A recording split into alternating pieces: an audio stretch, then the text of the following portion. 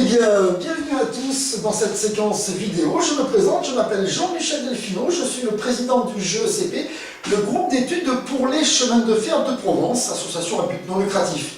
Depuis maintenant plus de 30 ans, nous faisons circuler le train d'Épines à vapeur, train historique, sur la ligne des chemins de fer de Provence, Nice-Digne. Il y a quelques années, nous avons souhaité diversifier notre réseau commercial et optimiser le remplissage des trains. C'est pour cela que j'ai créé ce logiciel informatique qui s'appelle GERESA, logiciel de gestion de réservation et de billetterie. Je vais maintenant vous expliquer en quelques images comment ça fonctionne. GERESA, dans un premier temps, nous allons voir à quoi ça sert. Bien évidemment, comment cela marche, comment ça marche. Et puis, pour les réseaux Unecto qui souhaitent utiliser le même logiciel, bien sûr, combien ça coûte. Je suis depuis peu de temps tout nouveau jeune auto-entrepreneur en informatique et je me propose donc au réseau Unecto qui le souhaite l'utilisation de ce logiciel GERESA pour l'exploitation de leur réseau de trains touristiques. C'est parti.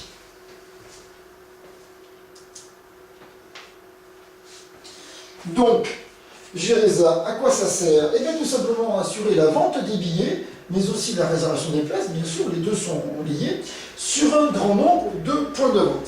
Ça permet aussi, bien sûr, d'assurer la gestion comptable, c'est-à-dire de pouvoir identifier quels billets ont été vendus par quelle personne, par quel point de vente et à quel moment, de manière à pouvoir facturer au point de vente la vente des billets et récupérer l'argent collecté par la vente des billets, bien sûr.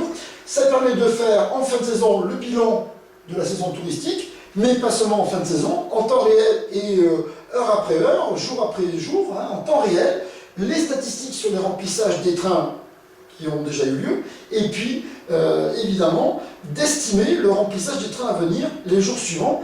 Je vous explique tout cela tout de suite dans les diapos suivantes. Alors, la vente des billets sur un grand nombre de points de vente. Comme dit le dicton, un bon produit ne se vendra pas sans un bon réseau de distribution. Ça veut dire quoi? Imaginez un instant, vous êtes amateur de train, ça tombe bien, moi aussi, passionné de l'histoire des chemins de fer, on a décidément des points communs, et vous décidez un beau jour d'écrire un livre, d'éditer un livre sur une ligne de chemin de fer oubliée de tous, maintenant depuis longtemps abandonnée, en recueillant des témoignages de personnes âgées qui ont connu le petit train à l'époque où il circulait, des photos d'époque, des plans d'origine, des schémas des locomotives, etc. Vous réunissez tous ces documents et vous faites un super livre sur cette ligne de chemin de fer oubliée. Très bien. Mais si cet ouvrage est vendu un petit peu, on dirait, sous le manteau, c'est évident que vous n'allez pas en vendre beaucoup. Si maintenant il est disponible, comme on dit, dans toutes les bonnes librairies, dans les grandes surfaces, les réseaux de distribution spécialisés de livres et de produits culturels, sur Internet également, dans les différents sites disponibles en France où on trouve des produits culturels et des livres notamment, c'est évident que vous en vendrez beaucoup plus. C'est pour cela que l'on dit un bon produit ne se vendra pas sans un bon réseau de distribution. GERESA permet de multiplier les points de vente, donc d'offrir plusieurs guichets pour les gens qui souhaiteraient acheter le billet du train, et donc forcément d'optimiser et de développer le commercial. GERESA permet aussi de renseigner la clientèle. Vous allez me dire, bien sûr, vous faites des affiches, vous faites des prospectus, des flyers, distribués un petit peu partout comme ça, où les gens pourront trouver les dates de circulation, les heures de circulation et d'autres renseignements. Mais les choses peuvent évoluer, notamment les places disponibles, et d'avoir des points de vente où les clients peuvent trouver un renseignement en temps réel. Alors écoutez, vous savez, dimanche prochain, le train est déjà presque complet. Je vous conseille de réserver votre billet tout de suite parce que sinon vous n'aurez plus de place. Ça, c'est un renseignement important. Ou alors, ah ben écoutez, demain, le train de 14h est complet. Par contre, j'ai vu qu'il y a un deuxième train qui circule à 14h30. Il reste des places disponibles. Je vous conseille d'acheter le billet tout de suite. Ça, c'est une information importante qu'un point de vente, grâce au logiciel informatique centralisé, donc GERESA, permet de donner. Ne pas mettre tous ses œufs dans le même panier, ça veut dire quoi? Ça veut dire que bien souvent, dans nos associations, dans nos structures, dans nos exploitants de trains touristiques, nous avons peu de personnes qui soient compétentes dans différents domaines. On a bien souvent une personne, ressource, qui connaît bien, qui sait travailler et réparer les locomotives, les chaudières de locomotives, les tubes, les entretoises, des choses comme ça. Cette personne ressource est très importante. Et puis un jour peut-être par simplement une modification dans son activité professionnelle, elle est amenée à travailler dans une autre région plus éloignée, ou alors une modification dans sa vie familiale, la naissance peut-être d'un nouveau-né, et bien cette personne sera tellement disponible à venir travailler régulièrement le dimanche au dépôt des locomotives. Et là, on est un peu embêté. C'est pareil pour le commercial. On peut avoir une personne qui est très implantée dans le tissu tout commercial et touristique de la région, qui connaît bien les offices de tourisme, qui sait où distribuer les prospectus pour qu'ils soient visibles et utilisables et pris par la clientèle. Quelqu'un qui connaît également les sociétés d'autocaristes, les tours opérateurs, et donc qui arrive à gérer les groupes et à remplir le train de manière optimum, et puis un jour cette personne-là s'en va, et on est bien embêté, parce qu'on se retrouve un peu démuni au niveau commercial. Voilà. Et GERESA permet de multiplier les points de vente. Non seulement les points de vente, mais également, on va dire, les vendeurs de billets et les responsables commerciaux. Par exemple, nous, pour le GECP, nous avons un responsable commercial qui s'occupe des Alpes-Maritimes, un deuxième pour le département du Var, et un troisième pour le département des Bouches-du-Rhône. C'est vrai que si l'un des trois, un jour, a sa vie familiale, professionnelle qui change, et devient moins disponible pour l'utilisation, pour l'activité train touristique du GECP, bien c'est vrai qu'on n'est pas entièrement démuni parce qu'on peut s'appuyer sur plusieurs personnes. Il est difficile, sans système informatique comme GERESA, d'utiliser plusieurs personnes pour vendre des billets ou démarcher des autocaristes ou des groupes, parce que ça devient compliqué à gérer. Si une personne réserve 50 places et qu'une autre personne réserve aussi 50 places, comment on fait dans le train si le train c'est qu'un simple autorail et qu'il n'y a que 50 places à bord du train? Évidemment, ça pose des problèmes avec GERESA. On peut centraliser les réservations et donc automatiquement chaque vendeur sait où en est le remplissage des trains, et ça c'est très important.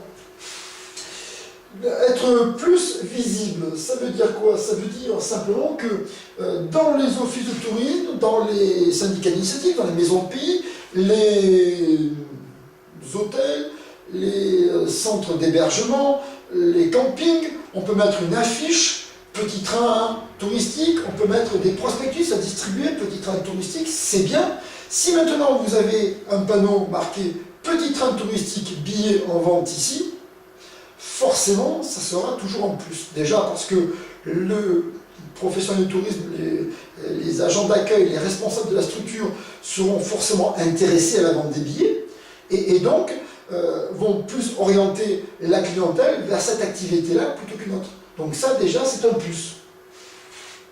Rendre captive la clientèle, ça veut dire quoi? Imaginez une famille qui vient en vacances dans notre belle région et qui, dans un syndicat d'initiative, un office de tourisme, trouve un prospectus sur le petit train touristique. Super. Demain, on va faire un tour en petit train. On va passer une bonne journée, ça nous fera voir le paysage de la région, la vallée, tout ça, tout ce qu'il y a à voir, dans un petit train assez sympathique, c'est folklorique, en plus c'est du patrimoine, c'est ancien, c'est historique, c'est super. Très bien. Bon. La famille rentre dans son lieu d'hébergement, l'hôtel, le camping, ou le centre de vacances, je ne sais pas. Et puis en rentrant, le petit garçon, qui a une dizaine d'années, il trouve un autre prospectus sur autre chose. Un parcours acrobranche, par exemple. Papa, maman, je veux faire de l'acrobranche, demain je veux faire de l'acrobranche.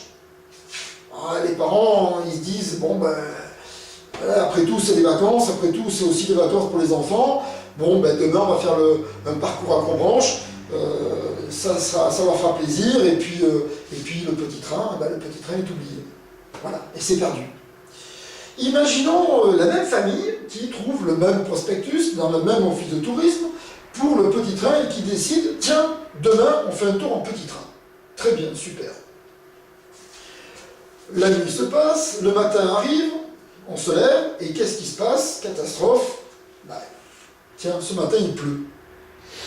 Vous savez que faire un tour en petit train pour voir le paysage sous la pluie, c'est quand même pas génial. Bon, on laisse tomber le petit train, il y a le musée des arts populaires ou des traditions locales qui est juste à côté, on va aller faire un tour au musée. Et le petit train, envolé encore une fois. Voilà. Rendre captive la clientèle, quand la famille a découvert le petit train, si la famille a acheté le billet tout de suite, à l'office de tourisme, à l'agence de voyage, à la maison de pays, ou même, pourquoi pas, au centre de vacances, qui pourrait vendre des billets du train aussi, pourquoi pas, on peut tout imaginer. Hein. C'est évident qu'une fois que le billet est acheté, le choix il est fait, et qu'il pleuve, qu'il ne pleuve pas, même surtout un parcours accrobranche, le billet est acheté, le choix il est fait, demain on va faire le tour en petit train. Et quoi qu'il arrive, on rend captif cette clientèle, on sait qu'elle sera là et on peut compter dessus. D'autant plus que si vous décidez, comme nous l'avons fait nous au GECP, de rendre les billets non remboursables, évidemment sauf cas particulier ou circonstances exceptionnelles, annulation du train ou autre, ou avec tempête de Météo France. Mais toujours est-il que le billet non remboursable, c'est ce qui se fait maintenant le plus souvent pour prendre les avions, pour les trains, pour les bateaux, pour les spectacles, pour tout ce qu'on veut. Ça permet de fidéliser la clientèle, de rendre captive. Ça, c'est important.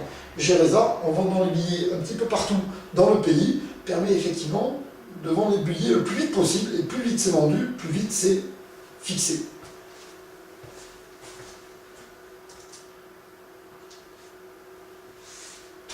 La réservation des places. Un train touristique ne doit pas être une rame de métro. On n'est pas là pour transporter les gens parce qu'ils ont besoin d'être transportés, mais pour transporter les gens pour leur plaisir, parce qu'ils souhaitent visiter le pays. Vous savez que depuis la ligne de chemin de fer, les viaducs, tout ça, on a un paysage totalement différent de celui qu'on peut voir depuis la route. C'est vrai qu'un train touristique historique peut-être, c'est aussi du patrimoine, c'est quelque chose à visiter, et puis en tout cas, prendre un petit train, c'est toujours rigolo, ça plaît à tout le monde. Donc, on est là pour le plaisir, on n'est pas là pour être, c'est vrai, comme des anchois, comme dans le métro, le RER ou l'autobus. Hein. Donc pouvoir stopper la réservation des places et la billetterie pour un train quand on a atteint un seuil qu'on estime maximum pour le train, que ce soit des places assises ou peut-être des places assises plus quelques personnes debout, mais ça se calcule, ça se gère, en tout cas ça s'anticipe, et une fois qu'on dit que le train est complet, le train est complet. Anticiper et gérer l'affluence des voyageurs, ça veut dire quoi? Ça veut dire que au dépôt des locomotives, à la gare, au départ du train, la veille, quand on prépare la rame pour le lendemain, oh là là, demain il y a beaucoup de monde, 2 voitures voyageurs ça ne suffit pas, on va mettre 4 voitures, et puis oh là, l'accord POV pour tirer ça, ça sera un petit peu léger, on va laisser la petite 030, on va prendre la Mallet, elle est plus puissante, on tire un train plus long, on a la place pour les voyageurs. Ou alors simplement se dire, oh là, demain, le Picasso, c'est un peu limite, on a beaucoup de monde. Bon, on prend le 4500, on prend la caravelle, il y a plus de place, ça sera mieux. Voilà ce que c'est aussi gérer l'influence des voyageurs en fonction d'eux. Ou peut-être de décider à l'avance, le train de 14h est complet, on fait un deuxième aller-retour à 15h. Pourquoi pas? Encore faut-il le savoir. Optimiser le remplissage sur la totalité du trajet. Imaginons une ligne de chemin de fer, et un train d'une capacité de 100 places. Sur ces 100 places, il y a déjà 50 billets qui sont vendus à des gens individuels, etc. Bien. Et puis vous avez un autocar qui fait, avec un groupe de 50 personnes, qui prend le train du départ jusqu'à une gare intermédiaire avec le retour à la gare de départ l'après-midi. Bon. Et bien c'est pas parce que le train est complet, 50 voyageurs plus les 50 autocaristes, ça fait 100 places, le train est complet sur une partie du trajet, qu'il n'y a pas des billets à vendre sur la deuxième partie du trajet. GRZ permet de calculer tout ça, et les points de vente, de renseigner la clientèle, ils disant, bah, désolé, au départ du train, le train est complet, mais vous pouvez le prendre à telle gare pour aller jusqu'à tel endroit. Optimiser le remplissage du train. Mieux connaître sa clientèle, tout simplement, parce que déjà on sait où la personne a acheté le billet de train. Donc ça c'est utile comme information à connaître, hein, pour les responsables de la structure. Mieux connaître sa clientèle, tout simplement parce que est enregistré dans le logiciel la date et l'heure à laquelle la personne a acheté le billet. Ça permet de voir mieux comment le train se remplit au fil du temps jusqu'à la date et l'heure à laquelle le train part. Ensuite, dans le système, on note également le code postal du lieu d'origine de notre clientèle. 75 000, 69, machin, etc. Enfin, tous les départements français. Ça permet de voir d'où les gens viennent. S'ils viennent d'un pays étranger, on met le nom du pays. Là aussi, encore une fois, ça donne de l'information sur la clientèle.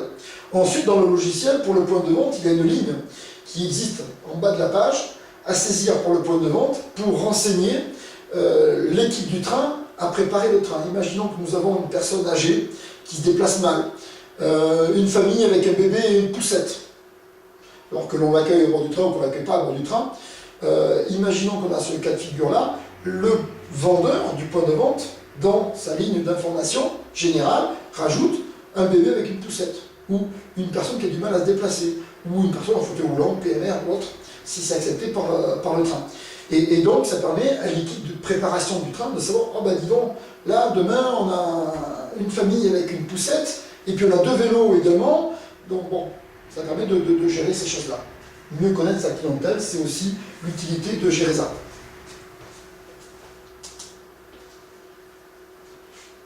La gestion comptable, bien évidemment, on sait où les personnes ont acheté les billets et à quelle date ils ont acheté les billets. Vous imaginez que c'est très facile de sortir un listing par point de vente et soit par date à laquelle les billets ont été vendus, soit par date pour lesquelles les places sont réservées, et de pouvoir donc à la fin du mois sortir un listing, éditer une facture et se faire donc récupérer donc l'argent de la vente des billets auprès des différents points de vente.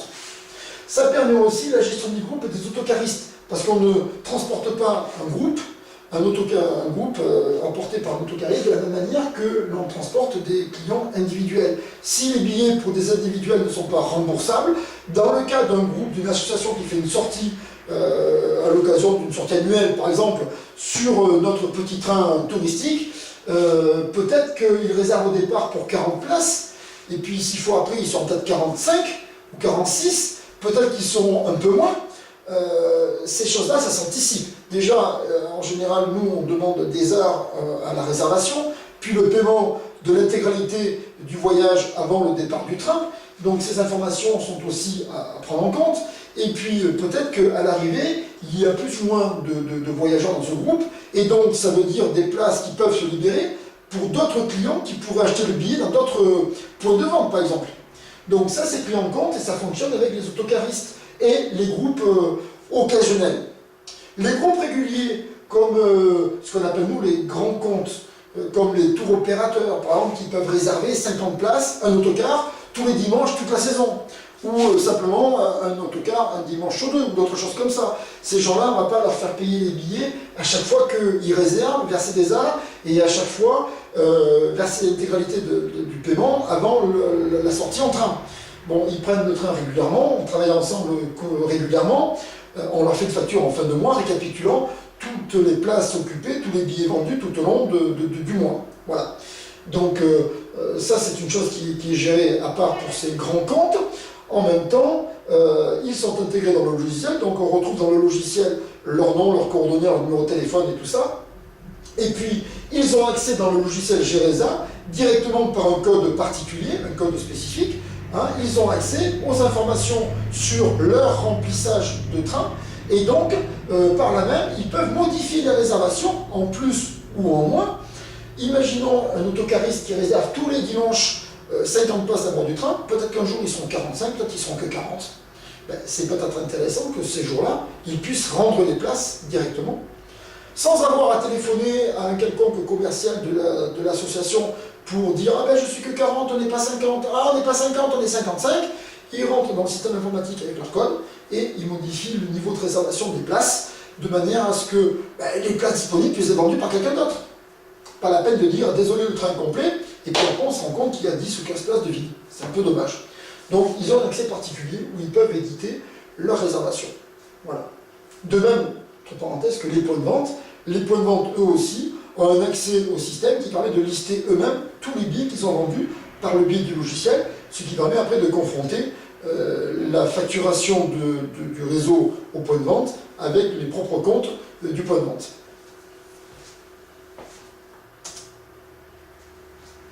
Bilan de la saison et statistiques en temps réel, suivi en temps réel du remplissage, vous l'avez compris comment ça fonctionne, perspective sur les jours à venir également, ça permet d'anticiper donc sur quelques jours le remplissage des trains, éventuellement rallonger les trains si c'est possible, rajouter des wagons quand on en a, une locomotive assez puissante quand on l'a, et puis mettre des remords derrière l'autorail, ou changer l'autorail, mettre une rame, voilà, bref.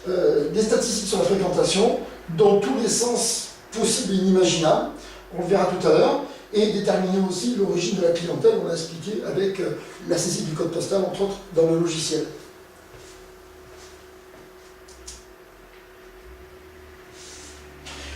ça marche, Geresa?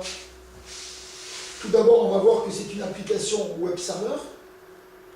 Ensuite, on va expliquer comment sont enregistrées les réservations et comment fonctionne le système. Quand on comprend le fonctionnement du système, on peut l'utiliser au maximum de ses capacités. Et ensuite, je vais passer en revue quelques projets d'évolution du logiciel pour les années à venir.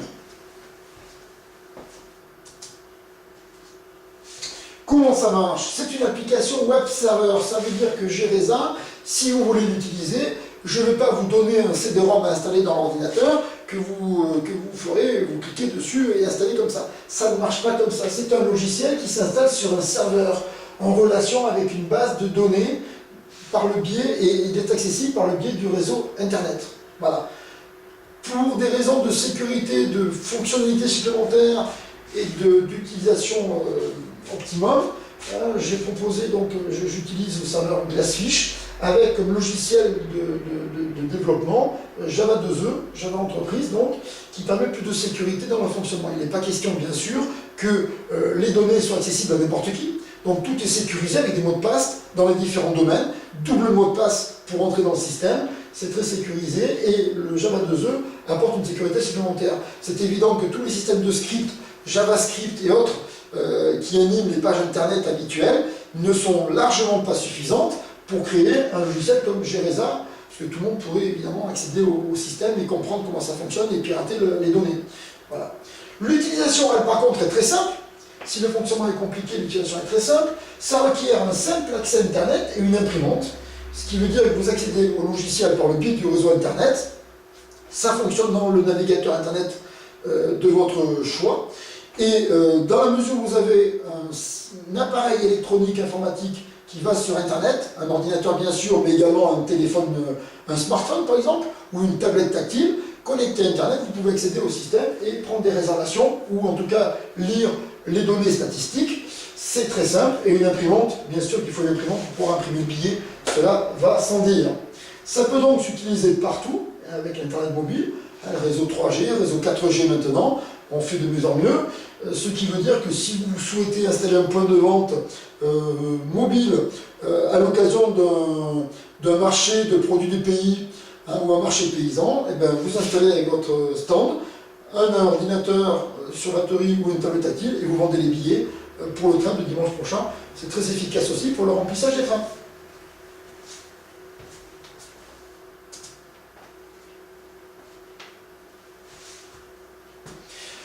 Comment ça marche, Geresa?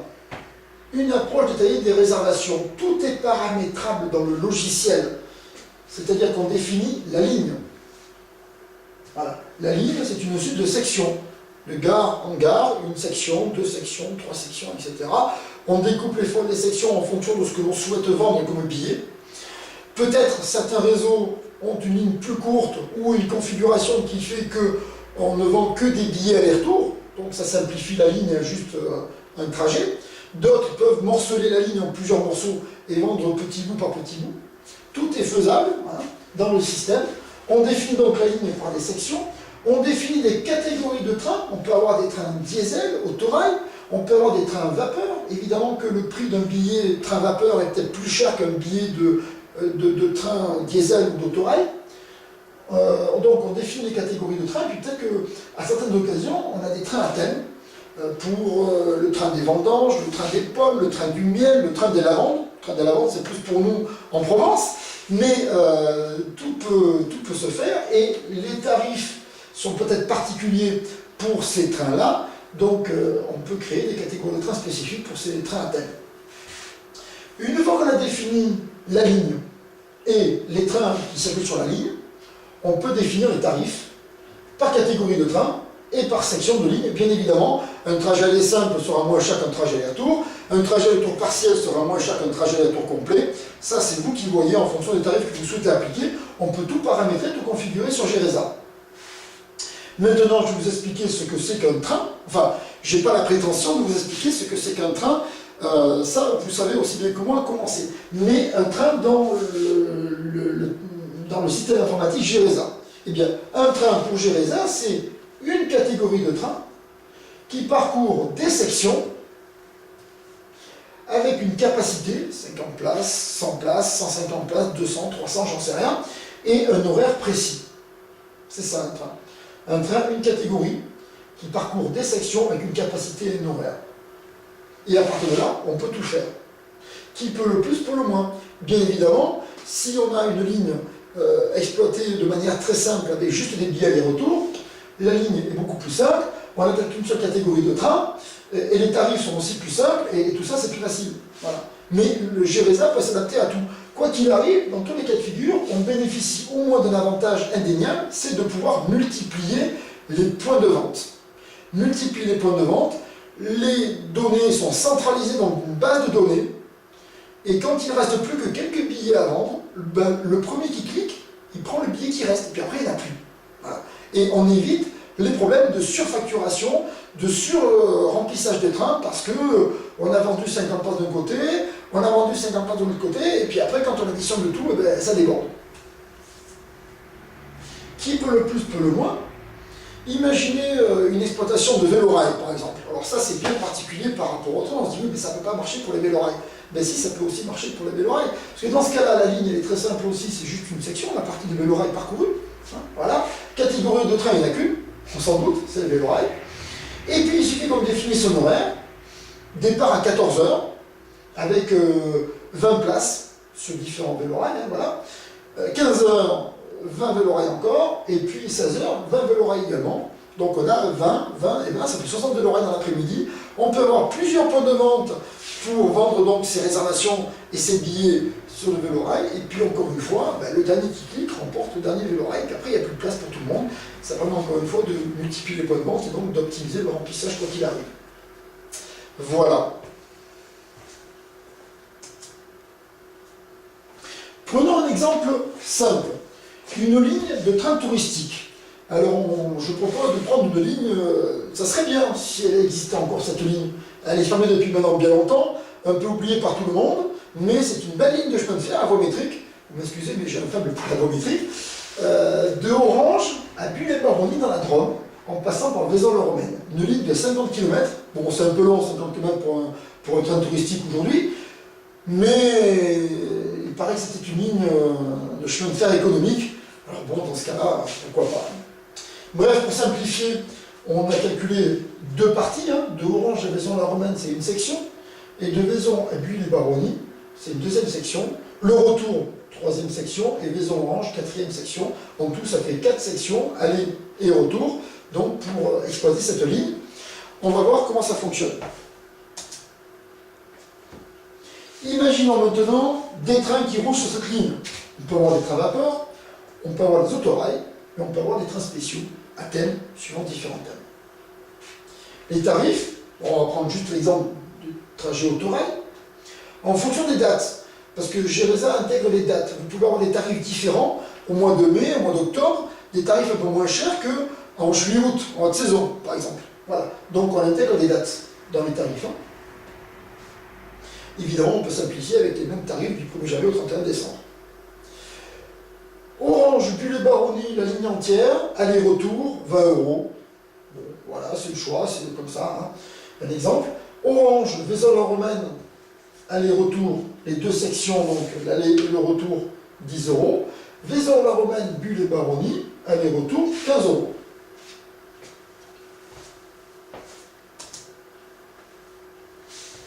Maintenant, là-dessus, on définit des horaires. On va donner comme exemple, donc, autorail toujours du 1er au 15 décembre. Un aller-retour le matin, 9h30, 10h30 de Orange à Bulle-et-Baronnie. Le retour, 11h, 12h. Et l'après-midi, deuxième trajet, 11h, 15h à l'aller. Et le retour, Bulle-et-Baronnie, 16h, arrivé à Orange à 17h. Un aller-retour le matin, un aller-retour l'après-midi. Vous aurez compris, on peut faire avec ça plein de trajets différents. Partir le matin, rentrer le soir, entre midi et 2, aller de Bulle-et-Baronnie, départ à 11h, venir à midi Orange pour manger Orange et repartir l'après-midi à Bulle-et-Baronnie. On peut prendre le train à Vaison-la-Romaine pour un trajet vers Orange ou vers Bulle-et-Baronnie. Enfin bref, on peut faire toutes sortes de trajets mélangés dans tout ça. GRESA permet de gérer absolument tous ces types de trajets dans tous les sens. Voici l'écran du logiciel qui permet de gérer déjà dans un premier temps les sections de ligne, Alors peut-être que sur la vidéo on a du mal à lire sur l'écran parce que c'est écrit petit, mais je vais vous raconter comment ça se passe. Hein. Voilà. On crée des sections. Ici c'est une section Orange Vaison-la-Romaine. Voilà. 28 km. Et d'autres renseignements qu'on peut rajouter comme les prestations ou la capacité. Voilà. Donc on crée toutes les sections. Là dans ce cas-là il y a 4 sections. Orange Vaison, Vaison Buis, Buis Vaison et Vaison Orange. Ça fait 4 sections en tout. Une fois que les sections sont créées, on crée les tarifs en fonction des catégories de trains qu'on a créées aussi précédemment. Je ne vous ai pas montré la photo. Donc là, on crée un tarif, PTA Orange Buis, donc plein tarif adulte Orange Buis les Baronnies. Validité du 1er janvier au 31 décembre. Validité maximum 0, ça veut dire quoi? Ça veut dire qu'on pourrait imaginer que le billet aller-retour n'est valable que sur un seul jour, comme certains TER, ou sur un week-end, ou valable une semaine, etc. Voilà, pour les gens qui prendraient le train le lundi et qui reprendraient le train le vendredi pour après la fin de leurs vacances, par exemple. On peut tout imaginer. Voilà. Donc on a une validité maximum, quand c'est à 0, ça veut dire que le billet est valable tout le temps. On ne se pose pas de questions sur la validité du billet aller-retour. Catégorie de tarifs, là c'est train diesel, puisque c'est autorail. Et le prix en euros, 20 euros. Alors, pour 20 euros, qu'est-ce qu'on a? Eh bien, on a ces sections-là incluses dans le tarif. Orange Vaison, Vaison Buis, Buis Vaison, Vaison Orange. Donc on a bien l'aller-retour complet pour 20 euros, Orange, Buis les Baronnies. On peut ajouter, supprimer, tout supprimer, les sections, rajouter des sections, etc. Bien sûr, des sections qui existent. Il faut d'abord créer les sections dans la partie section pour pouvoir les intégrer après dans un tarif.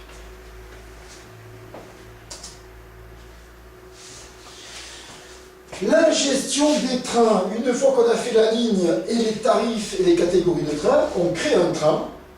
Ici donc c'est un train Orange Buis, train diesel, Orange Buis les Baronnies. Date du train le 1er décembre, départ à 9h30. C'est un train diesel, train actif 1, ça veut dire qu'il est actif, qu'il roule et qu'on peut réserver de billets sur ce train-là. Quand il est à 0, on ne peut plus réserver de billets sur ce train-là. Ça bloque la réservation.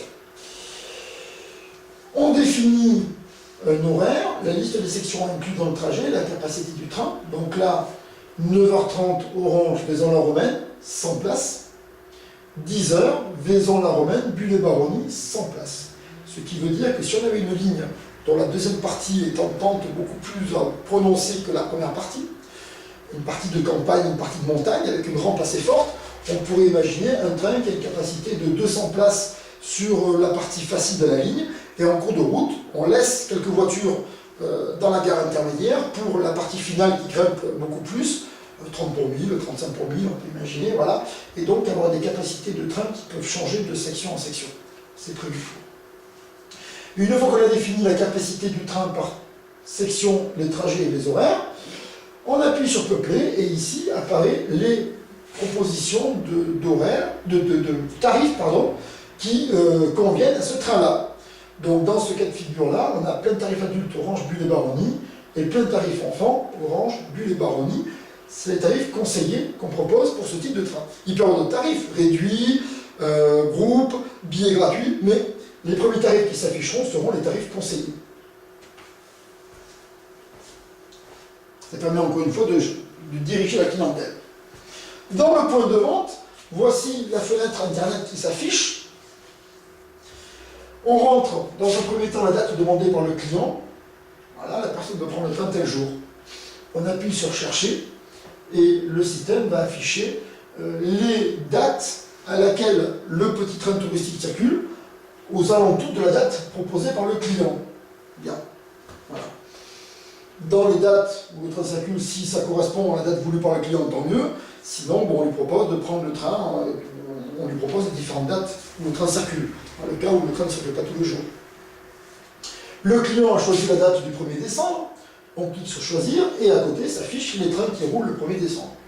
Premier train à 9h30, 11h, donc là c'est l'aller-retour du matin, Orange Buis, 11h Buis les Baronnies Orange, 14h Orange Buis les Baronnies, et Buis les Baronnies Orange à 16h, donc les deux allers-retours de la journée sont là. On choisit la demande du client, le premier trajet, il s'affiche ici. On choisit ensuite, en cliquant dessus, le deuxième trajet, il s'affiche là. Et là, on voit que le client a choisi départ 9h30 d'Orange pour Vaison-la-Romaine 10 heures maison-but, donc on a les horaires pour renseigner les clients, et on a entre parenthèses le nombre de voyageurs, le nombre de places disponibles dans le train. Là, il reste 94 places disponibles dans ce train. Au retour, 16 heures départ de Buis, 16h30 départ de Vaison, et il reste 96 places à chaque fois sur ces trajets-là. Le client fait son choix, il décide de prendre le trajet complet à l'aller et le trajet complet au retour, donc il fait l'aller-retour complet de la ligne. On clique sur Peupler tarifs et il affiche les tarifs conseillés pour ce genre de trajet. Plein tarif adulte, Orange Bulle-Baronnie aller-retour, plein tarif enfant, Orange Bulle-Baronnie aller-retour. Voilà. Si on appuie une deuxième fois, il affichera tous les tarifs disponibles, y compris les tarifs pour les groupes, les tarifs réduits, les billets gratuits, etc. On choisit le tarif choisi par le client, on clique sur choisir tarif, il s'affiche ici, donc, plein tarif adulte, Orange Bulle-Baronnie, 20 €. Quantité, on met 2 personnes, on met ajouter au panier, et là, 2 places, plein tarif adulte, Orange Bulle-Baronnie, ça fait 40 €, total panier, 40 €. Et voilà. Dessous, je ne peux pas vous montrer parce que là, la page ne coulisse pas, hélas, mais on a des renseignements sur le client, le nom, le numéro de téléphone pour l'appeler en cas d'annulation ou de modification de l'horaire du train, l'adresse mail éventuellement pour le tenir informé également, ça peut être intéressant d'avoir l'adresse mail des clients, le code postal d'origine et puis une ligne d'information que le point de vente peut donc saisir pour informer l'équipe du train d'une particularité de ces voyageurs. Imaginons qu'on donne 2 billets gratuits parce que c'est monsieur le conseiller général, monsieur le maire de la commune qui invite quelqu'un d'important dans le paysage politique, c'est peut-être le coup de faire un billet gratuit, et c'est peut-être le coup aussi de prévenir l'équipe du train en disant attention, une personnalité à bord du train. Ou alors effectivement une famille avec un bébé et une poussette, donc l'équipe du train sait à l'avance que ce jour-là il y aura une poussette à changer dans le train. Ça peut être intéressant. Voilà comment cela fonctionne.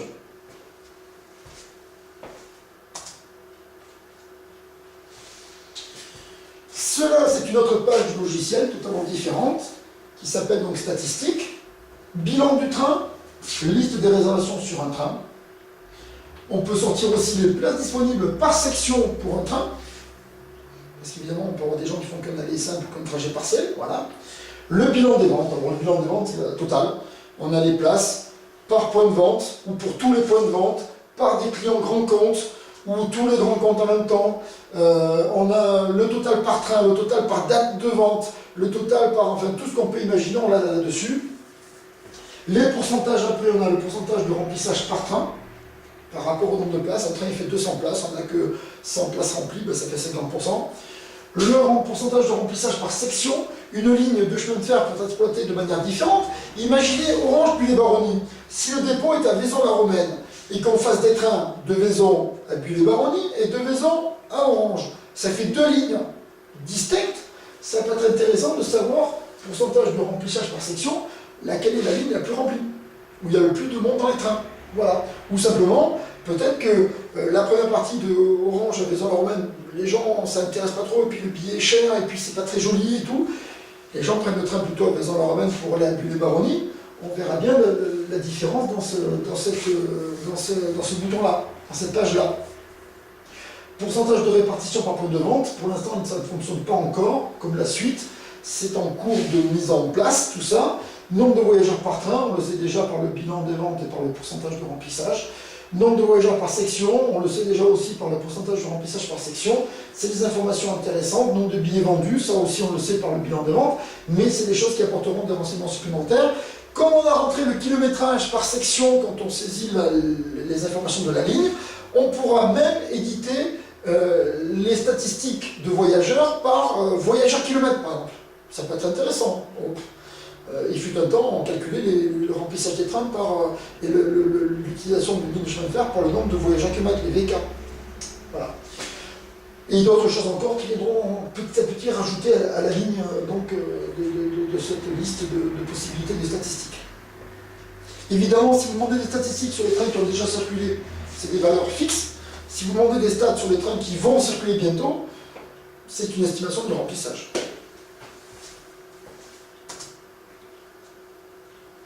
Les évolutions prévues du logiciel, il y a plein de choses qui sont prévues dans les années à venir, progressivement. Le suivi du paiement des groupes et les éditions des factures, directement intégrés dans le logiciel. on liste les réservations et on sort la facture pour les réservations qui sont listées. C'est important aussi pour les groupes qui versent des arts à la commande et qui ont un solde à payer avant la circulation du train. Ça permet de faire le lien entre les vendeurs commerciaux de l'association qui démarchent le groupe et le trésorier comptable qui saisit dans la comptabilité après derrière. Un accès professionnel du tourisme et restaurateur sur la fréquentation.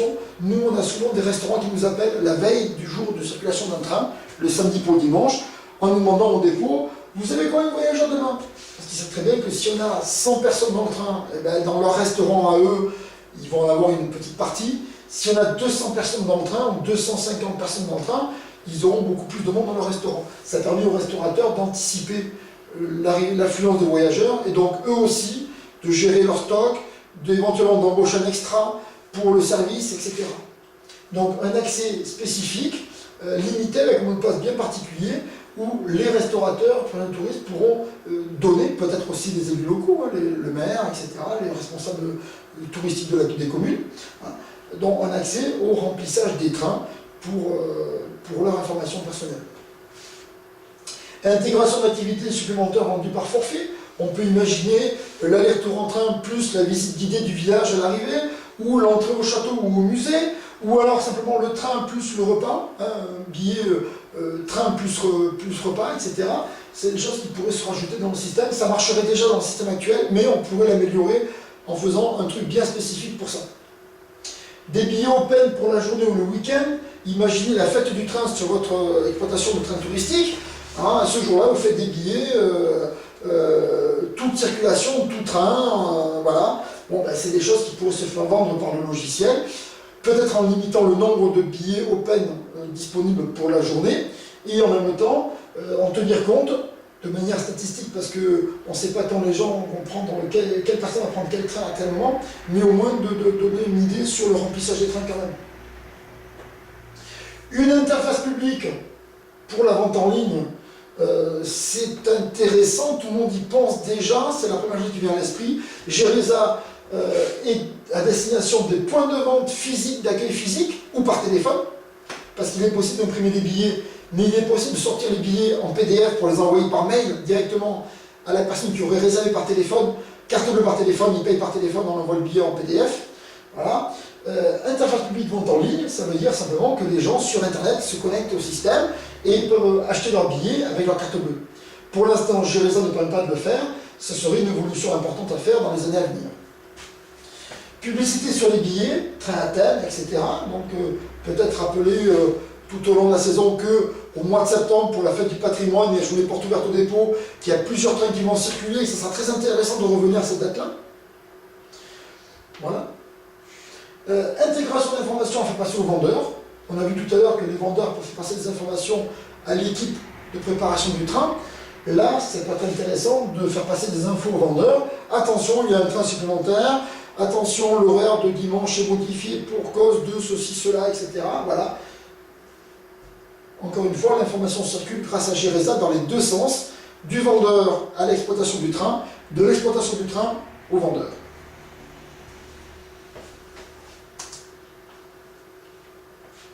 Alors, voici arrivé un sujet qui intéresse tout le monde. Combien ça coûte d'utiliser Geresa? Déjà, il faut savoir qu'un logiciel dédié web server coûte cher parce qu'il faut le faire à la demande. Hein, ça ne se trouve pas partout dans le commerce. C'est un logiciel comme Geresa spécifique pour l'exploitation de trains touristiques. Il existe des logiciels de e-commerce pour vendre des objets sur Internet. Mais on ne vend pas des objets, on vend des billets de chemin de fer avec des trajets partiels, avec des trajets aller-retour, avec des tarifs différents. C'est pas pratiquement utilisable d'utiliser un logiciel générique de e-commerce pour la vente des billets. Voilà. Donc c'est pour ça que j'ai développé au départ Geresa. Donc ça coûte cher de faire un logiciel comme ça à la demande. Hein, des réseaux se sont renseignés, c'est ahurissant. Nous, au GECP, on est une association de bénévoles. On est tous bénévoles. On travaille tous pour le chemin de fer gratuitement, que ce soit ceux qui restaurent le matériel ancien, ceux qui entretiennent la locomotive, ceux qui font marcher le train les dimanches, et y compris ceux qui font de l'informatique, comme moi. Donc ce logiciel a été conçu gratuitement pour le GECP, et s'il est disponible pour le GECP, il est aussi disponible pour l'UNECTO. Il n'y a pas de raison de changer le fonctionnement. Il est fait, tant mieux que ça serve au plus grand nombre possible. Les mises à jour du logiciel et les évolutions futures, comme j'ai pu vous dire tout à l'heure, bien évidemment aussi, tout le monde en profitera de la même manière. C'est gratuit pour le GECP, c'est gratuit pour tout le monde. Mais, il y a un mais, parce que c'est plus compliqué que cela quand même. Un serveur dédié hébergé en France Glassfish Java, c'est pas gratuit.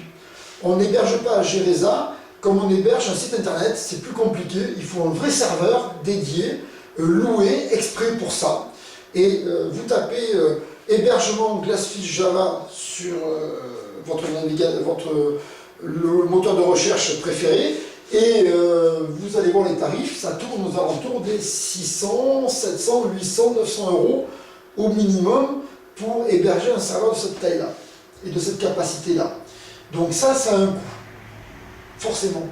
Ensuite, il y a des adaptations spécifiques à faire pour notre réseau, qui n'ont pas été faites pour le GECP. Ça fait du boulot quand même, du temps passé. Hein, voilà. Il y a la mise en route du système, la maintenance, la sauvegarde des données régulièrement en cas de panne informatique, l'administration système, délivrer les mots de passe, sécuriser le truc, prendre un nom de domaine, faire les liens vers les différents accès, points de vente, statistiques, etc. Diverses choses. Donc ça se paramètre, ça se configure, ça se gère régulièrement. L'intervention en cas de panne, imaginez un jour que Gereza tombe en rade, un dimanche matin, catastrophe pour la vente des billets, il faut pouvoir intervenir immédiatement pour que ça refonctionne, avec un système redondant sur différents serveurs de données, par exemple. Il y a une hotline dans le système, c'est pas compliqué, c'est mon numéro de téléphone portable. Vous m'appelez, c'est pas une plateforme d'appel téléphonique offshore dans un pays étranger, hein, c'est mon téléphone portable qui sonne, vous m'appelez, 7 jours sur 7, 24 heures sur 24, j'interviens pour que ça marche le plus vite possible, le plus rapidement possible, que ce soit rétabli, bien sûr. Tout ça, ça a un coût, voilà, que j'estime un minimum de 100 euros par mois, ça veut dire 1200 euros à l'année, 1200 euros à l'année pour faire fonctionner tout ça. Voilà ce que je propose en tant qu'auto-entrepreneur au réseau UNECTO qui serait intéressé par le système Gereza. Après, derrière, il peut y avoir autre chose. Une adaptation importante du logiciel à faire, spécifique pour un réseau. Mais nous, on voudrait que ça fasse ceci ou cela. De la formation peut-être sur place, à venir, pour former le personnel de l'exploitation du train, le personnel commercial, la trésorerie, etc. Bon, j'ai pas vocation à faire payer des 1000 et des 100 un déplacement pour la formation, mais au moins l'hébergement, le transport, aller-retour, voilà, des choses minimum à payer. En fonction du nombre de jours aussi nécessaire. La gestion et la saisie des trains sur le logiciel, si un réseau me demande de mettre dans le jeu, d'intégrer et de le faire moi-même, donc rentrer les horaires des trains, rentrer la ligne, les horaires des trains, les catégories de trains, etc. La gestion des points de vente, créer les points de vente, rentrer les codes pour accéder aux points de vente, toutes ces choses-là, c'est des choses que je peux gérer bien évidemment.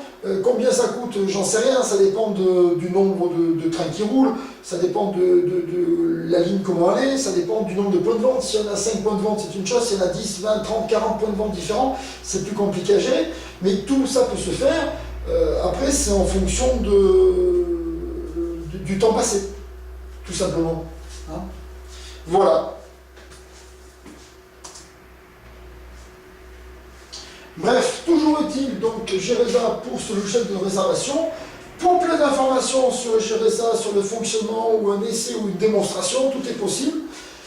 Une adresse internet www.logarithme.fr. La page spéciale consacrée à Gereza, où vous trouverez les liens à cette vidéo entre autres et d'autres documentations, d'autres démonstrations du logiciel, gereza.logarithme.fr, et pour me contacter directement, une adresse mail jm.delfinon@logarithme.fr. Merci beaucoup de votre attention, cette présentation est terminée, et n'hésitez pas donc à me contacter pour plus de détails. À bientôt.